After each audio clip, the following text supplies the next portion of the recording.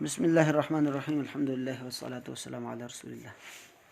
سبق نمبر 4، مرکب۔ مرکب سے مراد یعنی دو الفاظ یا دو سے زیادہ الفاظ آپس میں مل کے جو ایک ہی مفہوم دے رہے ہوں اس کو مرکب کہتے ہیں۔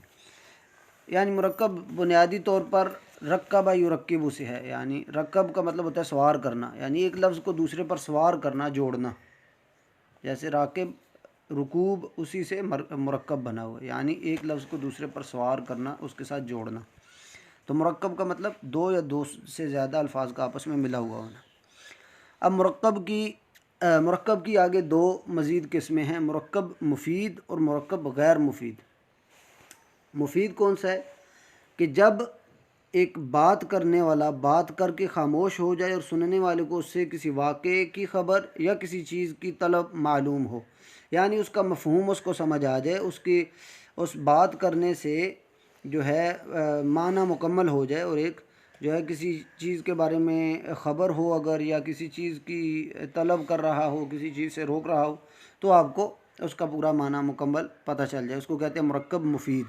جیسے ہے حامد صالح، حامد صالح ہے، نیک ہے۔ یا وَأَقِیمُ الصَّلَاةَ، یہ بھی بات مکمل ہو گئی ہے نا کہ آپ نماز قائم کرو، تو اس کو کہتے ہیں مرکب اضافی، یعنی الفاظ آپس میں جڑے ہوئے ہونا، اسی کو تو مرکب کہتے ہیں۔ اگر مرکب کے معنی مکمل ہو گئے ہیں، پورا ایک مفہوم آپ کو سمجھ آ گیا، تو مرکب مفید ہو جائے گا۔ اب مرکب مفید کو جملہ بھی کہتے ہیں اور کلام بھی کہتے ہیں، جملہ یا کلام بھی کہا جاتا ہے۔ مرکب جو مفید ہے، جو ایک پورا معنی اور مفہوم دے رہا ہے، تو اس کو جملہ بھی کہا جا سکتا ہے، کلام بھی کہا جا سکتا ہے۔ دوسری اس کی قسم ہے مرکب غیر مفید، یعنی جب ایک بات کرنے والا بات کر کے خاموش ہو جائے اور اس کی بات مکمل ایک طرح کی ہو جائے، اور سننے والے کو اس سے کسی واقعے کی خبر یا کسی بات کی طلب نہ ہو، یعنی اس کا معنی اور مفہوم مکمل نہ ہو، غیر مکمل چیز کو مرکب غیر مفید کہتے ہیں۔ جیسے کتاب زیدن، یہ مرکب تو ہے، یہ دو الفاظ آپس میں جڑے ہوئے تو ہیں، لیکن ایک پورا معنی نہیں دے رہے، اس سے پوری ایک بات مکمل نہیں ہو رہی، نہ ہی کسی چیز کی طلب محسوس ہو رہی ہے کہ اس کو مانگا گیا ہے یا اس سے منع کیا گیا ہے، یعنی ایک بات کا نہ مکمل ہونا، اس کے باوجود الفاظ کا دو کا یا دو سے زیادہ کا آپس میں جڑا ہوا ہونا، وہ مرکب غیر مفید کہلاتا ہے۔ جیسے ثوب جدید، اس میں مضاف مضاف الیہ آتا ہے اور صفہ موصوف آتا ہے۔ ان الفاظ کو سننے والے، یعنی زید کی کتاب یا نئے کپڑے، اس کے بارے میں کوئی نئی بات کی خبر نہیں ملتی، نہ کوئی ایسا پتہ چلتا ہے کہ کوئی اس کا مطالبہ کر رہا ہے، تو اس کو کہا جاتا ہے مرکب غیر مفید۔ مرکب کی تعریف اور اقسام یہ ہم نے پڑھ لی۔ اب ان میں یہ چوتھا جو ہے درج ذیل میں سے مفرد اور مرکب کی شناخت کریں اور اس کے مناسب کالم میں درج کریں۔ اب جو مفرد ہے وہ تو اوبویسلی مفرد سے مراد جو اکیلا ہوتا ہے، لیکن مرکب میں آپ نے دیکھنا ہے کون سا مفید ہے، کون سا پورا معنی دے رہا ہے، اور کون سا غیر مفید ہے جو پورا مفہوم یا ایک معنی کو مکمل نہیں کر رہا۔ جیسے اللہ احد، اللہ ایک ہے، اب یہ کون سا ہوا؟ مرکب مفید، مکہ یہ تو ہے ہی مفرد۔ ایسے ہی صلاۃ الظہر، ظہر کی نماز، ابھی بات مکمل نہیں ہوئی، یہ ہے مرکب غیر مفید۔ اسی طرح غنم، یہ تو ہے ہی مفرد۔ العلم نور، علم نور ہے، یہ مرکب مفید ہے، اس سے پورا معنی پتہ چل رہا ہے۔ اسی طرح قلم جمیل، کہ خوبصورت قلم، بات مکمل نہیں ہوئی تو اس کو کہتے ہیں مرکب غیر مفید۔ اسی طرح بیر مفرد ہے۔ رجل صالح، یہ بھی مرکب غیر مفید ہے، اس لیے کہ نیک آدمی، بات تو مکمل نہیں ہو رہی نا، رجل صالح۔ اگر ہوتا الرجل صالح، آدمی نیک ہے، تو پھر اس کو کہتے ہیں ہم کہ بات مکمل ہوگی اور مرکب مفید ہوگی۔ لیکن رجل صالح یہ بس اس کی صفت ہے، صالح رجل کی صفت ہے، تو بس صفت بتائی گئی، آدمی کون سا؟ نیک آدمی۔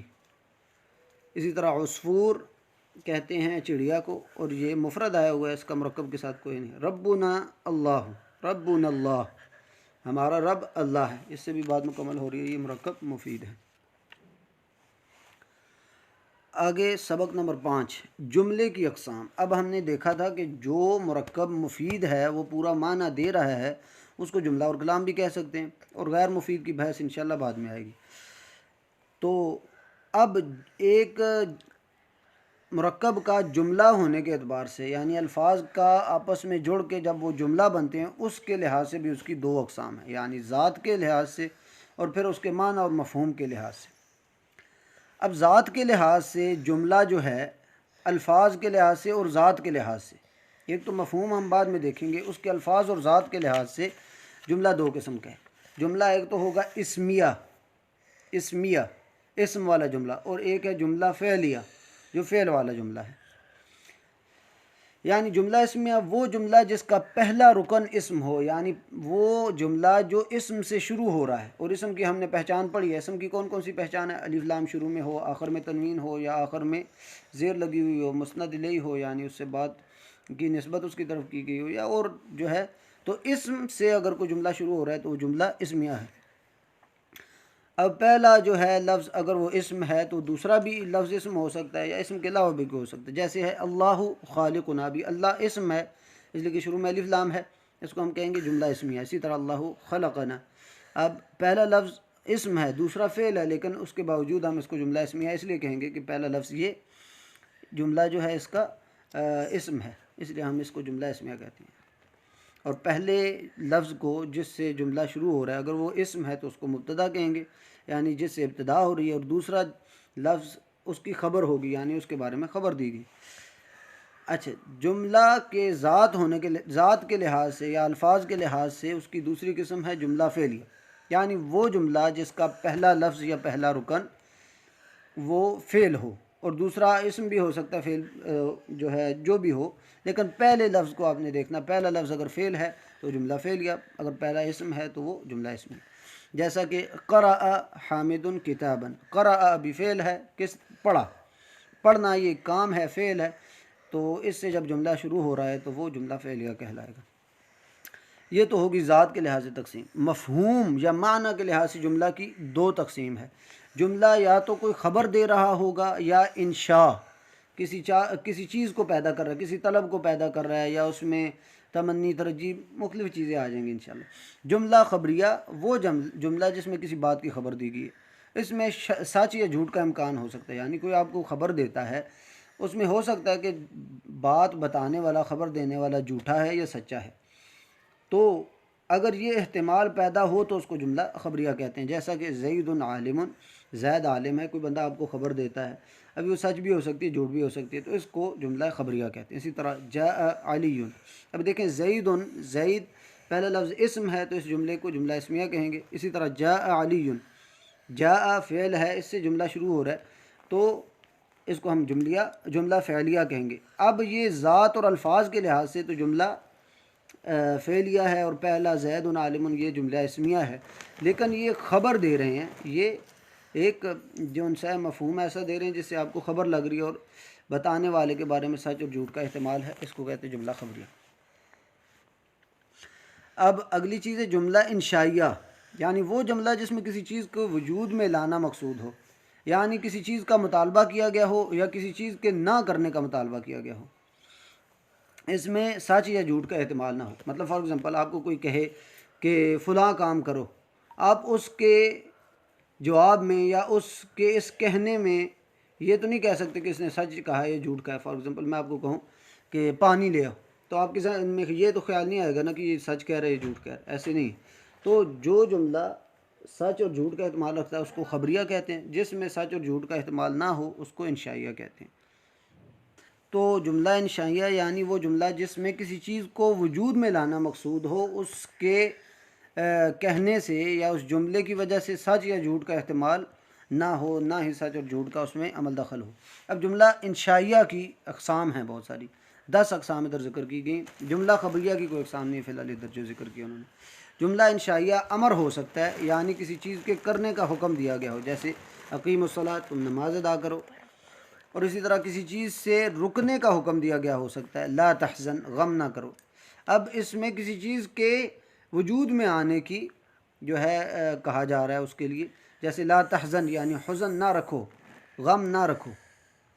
اسی طرح استفہام، کسی چیز کا سوال کیا جا سکتا ہے۔ ابھی مطلب آپ نے یہ صرف قاعدہ ذہن میں رکھنا ہے کہ ایسا جملہ جس کے کہنے سے سچ اور جھوٹ، سننے والے کو سچ اور جھوٹ کا احتمال نہ ہو، وہ جملہ انشائیہ ہے۔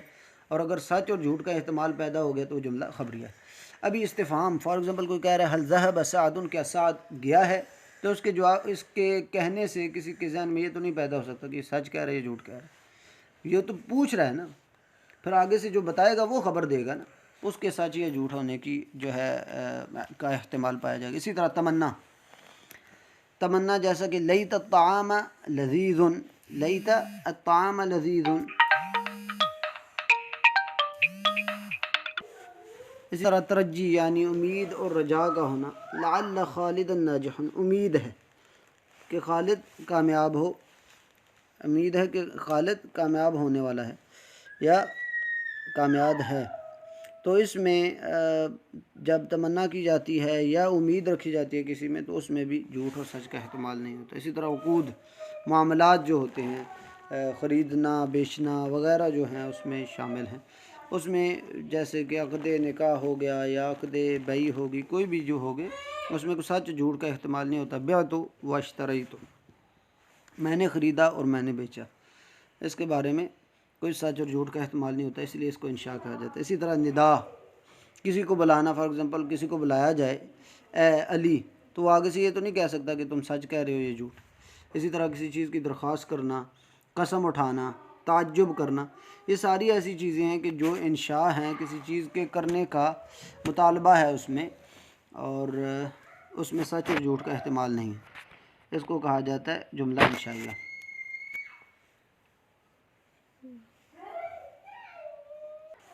اب اس کی پریکٹس کروائی گئی ہے۔ فار ایگزامپل یہ چوتھا سوال ہے، مندرجہ ذیل، مندرجہ ذیل جملوں کا ترجمہ کر کے ان میں جملہ اسمیہ اور فعلیہ، ان دونوں کا بتانے کہ کون سا جملہ اسمیہ اور کون سا فعلیہ ہے، یعنی اسمیہ جو اسم سے شروع ہو رہا ہے، جو فعلیہ جو فعل سے شروع ہو رہا ہے۔ اسی طرح اس میں مسند اور مسند الیہ بتانی۔ مسند فعل کو بھی کہتے ہیں، خبر کو بھی کہتے ہیں، خبر اور فعل دونوں ہیں، ایک طرح کا آپ شارٹلی یہی سمجھ لیں۔ اور مسند الیہ مبتدا جو پہلا اسم ہوتا ہے اس کو کہتے ہیں، اسی طرح جو ہے تقریباً وہی۔ الجنت حق، الجنت حق، پہلا لفظ اسم ہے تو یہ جملہ اسمیہ ہو گیا، تو پہلا لفظ اس کا مبتدا مسند الیہ ہے اور حق مسند ہے، یہ آپ نے یاد کر لینا بس۔ الماء بارد، صدق الولد، صدق اب یہ فعل ہے، اس کو ہم کہیں گے جملہ فعلیہ، اور جو فعل ہوتا ہے وہ مسند ہوتا ہے اور اس کے بعد والا فاعل مسند الیہ ہوتا ہے۔ اسی طرح یلعب، یہ بھی فعل سے شروع ہو رہا ہے، جملہ فعلیہ۔ التفاح، یہ اسم سے شروع ہو رہا ہے۔ اسی طرح الدرس، یہ بھی اسم سے شروع ہو رہا ہے، تو یہ سارے جو ہیں جو اسم سے شروع ہو رہے ہیں وہ جملہ اسمیہ ہے۔ اور مسند اچھا آگے اب یہ کہہ رہے ہیں، انہوں نے کچھ جملے ادھر رکھے ہوئے ہیں اور کہا ہے کہ ان کی شناخت کرائیں کہ کون سے انشائیہ اور کون سے خبریہ ہیں۔ جیسا پہلا جملہ ہے ما اجمل خالدن، یہ جملہ تعجب کا اسلوب ہے، تعجب ایک طرح کا جملہ انشائیہ ہے۔ اسی طرح حل تحب الرمان، کیا تم انار پسند کرتے ہو، اب یہ سوال جب ہوتا ہے استفہام تو وہ بھی انشائیہ ہے۔ اسی طرح الولد مجتہد، اس میں خبر دی جا رہی ہے تو یہ جملہ خبریہ ہے۔